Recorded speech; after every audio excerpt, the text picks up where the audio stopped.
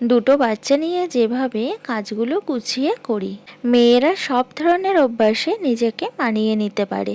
শুভ সকাল বন্ধুরা, কেমন আছো তোমরা সবাই? আশা করছি যে যেখানেই আছো কাছে দূরে সবাই খুবই ভালো আছো, সুস্থ আছো। আর তোমাদের ভালোবাসায় আমরাও কিন্তু খুবই ভালো আছি। আজ শুক্রবার, ঘড়িতে এখন 7টা বাজে। এখন থেকে তোমাদের সবাইকে সঙ্গে নিয়ে নতুন একটা সকালকে সঙ্গে নিয়ে আজকের ভিডিওটা শুরু করছি। আশা করছি আজকের ভিডিওটা একটু হলেও তোমাদের ভালো লাগবে। ঘুম থেকে উঠে ফ্রেশ হয়ে চলে এলাম ওপরে। প্রত্যেক দিন তো আমার ওপর থেকেই দিনটা শুরু হয়। তো ওপরে এসে তালা খুলে নিলাম ঘরে, দেখলে উপরে ঘরে তালাটা খুলে জানলাটা খুলে দিলাম। তারপরে কিছু ভিজে জামা কাপড় ছিল, আধ ভিজে মতো জামা কাপড়গুলো সব ছাদে মেলে দিলাম। রান্নাঘরে যাওয়ার আগে ভাবলাম জামা কাপড়গুলো মেলে দিয়ে যাই, তাহলে রৌদ্রে শুকিয়ে যাবে। আবার তো বেলা হলে কাচাকুচি আছে, আবার মেলতে হবে। তো যাই হোক, জামা কাপড়গুলো সব এক এক করে মেলে দিলাম। এবার আমি চলে যাব রান্নাঘরে। দাদা ভাইয়ের জন্য টিফিন বানাতে হবে।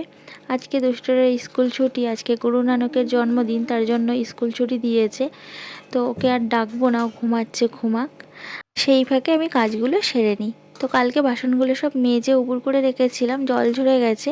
তো বাসনের ঝুড়িতে আর গুছিয়ে রাখা হয়নি, সময় হয়নি রাত্রেবেলা, সত্যি কথা বলতে।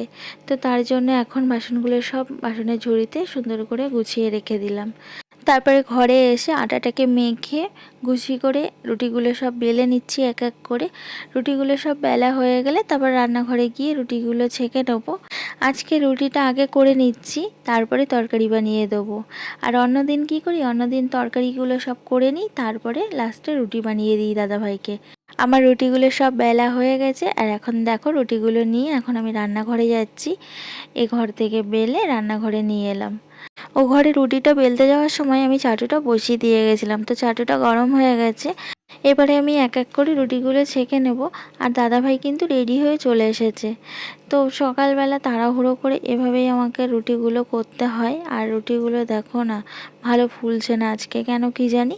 তো রুটিগুলো আমার ছাঁকা হয়ে গেছে সব। তারপরে এই যে মাছে নুন হলুদ মাখিয়ে নিলাম, মাছগুলো এখন আমি ভেজে নেবো। এগুলো আমোদি মাছ, আর কয়েকটা চিংড়ি মাছ আছে এর মধ্যে। তো মাছগুলো কালকে নিয়েছিলাম, চিংড়ি মাছ আর আমোদি মাছ নিয়েছিলাম। কাল চিংড়ি মাছটা রান্না করেছিলাম, আর আমোদি মাছগুলো ফ্রিজে ঢুকিয়ে রেখেছিলাম ধুয়ে বেছে, আজকে ডালের পাতে ভাজা করব বলে।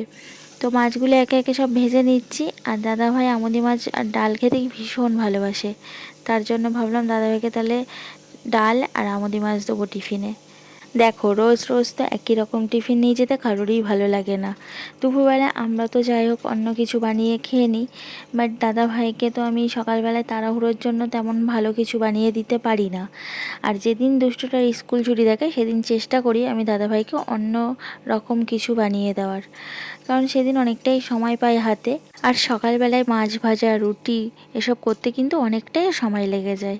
ডালটা ইন্ডাকশানে বসিয়েছিলাম ঘরে, তো ডালটা সেদ্ধ হয়ে গেছে। ডালটা এখন সম্বার দিয়ে নেবো। তো শুকনো লঙ্কা আর পেঁয়াজ ফোড়ন দিয়ে আমি ডালটা সম্বার দিয়ে নিলাম। মুসুর ডালে শুকনো লঙ্কা আর পেঁয়াজ দিয়ে সম্বার দিলে মুসুর ডালটা বেশ টেস্ট হয়। তো আজকের দিনের মতো সকালের টিফিনটা আমার কমপ্লিট হয়ে গেল। আজকে দেখো আমার দুষ্টু বুড়োটা এখনও ওঠেনি, দুষ্টু বুড়োটা ঘুমাচ্ছে। তার জন্য এখন আমি নিচের ঘরের কোনো কাজ করতে পারবো না। তো উপরের কাজগুলো করে আসি, তারপর দুষ্টু বুড়োটা উঠলে নিচের ঘরের কাজটা গুছিয়ে নেবো। আর এখন দেখো 9:30 বাজে, আর ওর স্কুল ছুটি আছে, তো ঘুমাচ্ছে, ঘুমাক। ঠান্ডা লেগেছিলো, বলছিলাম শরীরটা ভালো না। তো যখন উঠবে উঠবে, ডাকবো না, ঘুমাচ্ছে, ঘুমাক। যাই ওপরে গিয়ে ওপরের ঘরের কাজগুলো গুছিয়ে নিই। ওপরে তো কোনো কাজ হয়নি, দাদাভাই বেরিয়ে গেল, সবাই টিফিনটা কমপ্লিট করে দিলাম। এবার সংসারের সমস্ত কাজকর্মগুলো একে একে সব গুছিয়ে নেব। আর ওই দেখো ট্রেন যাচ্ছে। উপরের ঘরটা গুছিয়ে ঝাঁটপাট দিয়ে মিক্সিটা পরিষ্কার করতে বসলাম। তো উপরের ঘরে গোছানোটা তোমাদের সঙ্গে শেয়ার করা হলো না। মশলা পেস্ট করতে গিয়ে জল বেশি হয়ে গেছিলো, ছিটকে চারিদিকে হয়ে গেছে মশলা। তো মিক্সির গাটা সব ভরে গেছিলো মশলাতে। তো মিক্সিটা তো পরিষ্কার করতে হবে, এভাবে তো আর মিক্সিটা রেখে দেওয়া যাবে না। তো মিক্সিটা নিয়ে বসে পড়েছি, আর মিক্সিটা পরিষ্কার করতে অনেকটাই সময় লেগে যাবে। আর এই দেখো না কত ফাঁকে ফোঁকে ঢুকে গেছে মশলাগুলো। তো আমি একটা ব্রাশ নিয়ে এখন সব ফাঁকগুলোতে ডলে ডলে মশলাগুলো বার করে পরিষ্কার করে নিচ্ছি। জানো তো, একটা বয়সের পর জীবনের শখ বলে আর কিছুই থাকে না, থাকে শুধু ধৈর্য আর পরিস্থিতির সাথে নিজেকে মানিয়ে নেওয়ার পালা। একটা মেয়ে যখন বিয়ে হয়ে যায়, বিয়ের পর কিন্তু সে মেয়েটার জীবনে আর কোনো শখ আহ্লাদ বলে কিছুই থাকে না। তখন তাকে পরিস্থিতির সাথে নিজেকে মানিয়ে নিতে হয়, আর সব কিছুতে তার ধৈর্য রাখতে হয়। হয়তো সেটা তার পছন্দ না, কিংবা সেটা তার উপরে চাপিয়ে দেওয়া হচ্ছে, তার ইচ্ছা না থাকলেও সেটা তাকে ধৈর্য ধরে পরিস্থিতির সাথে তাকে মানিয়ে নিতে হয়। একটা মেয়ে বিয়ের পরে শ্বশুরবাড়িতে আসলে কত কিছু কিন্তু তাকে ফেস করতে হয়। সে কিন্তু পাশে কাউকে পায় না, উপরন্তু তাকে খুঁত খোঁজার জন্য, দোষ খোঁজার জন্য লোকের অভাব হয় না শ্বশুরবাড়িতে। তখন তার একটাই উপায় ধৈর্য।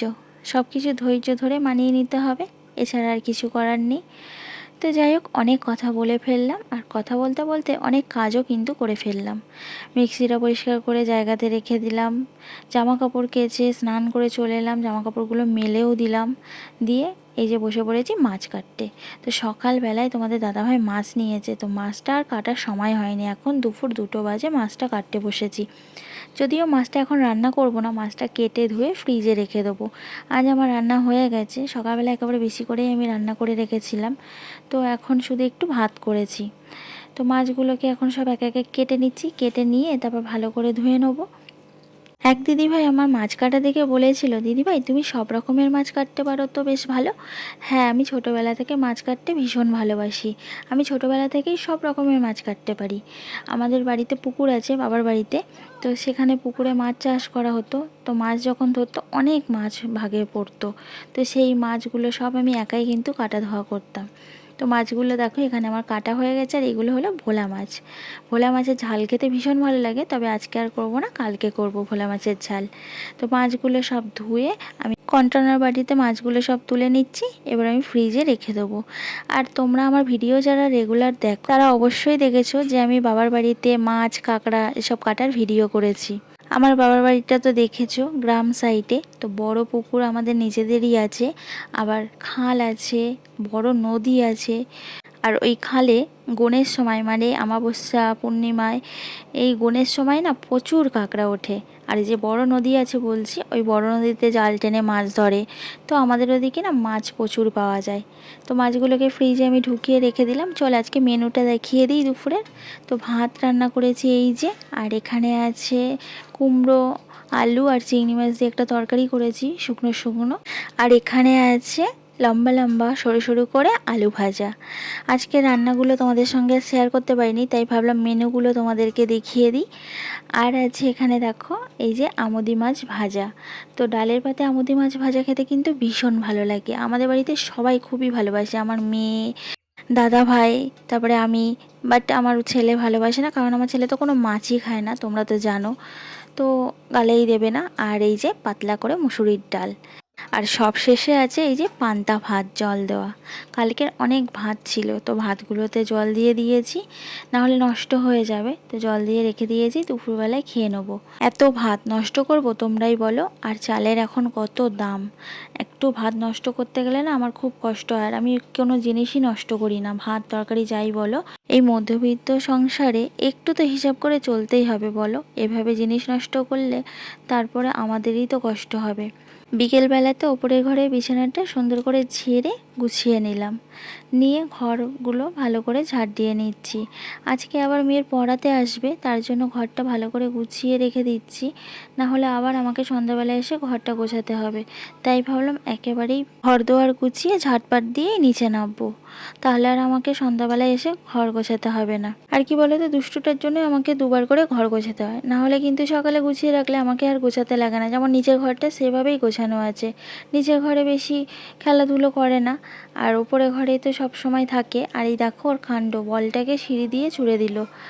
এত বারণ করি সিঁড়ি দিয়ে নামার সময় চুপচাপ নামবে, তাও যদি শোনে। এত দুরান্ত তোমাদেরকে কি বলবো।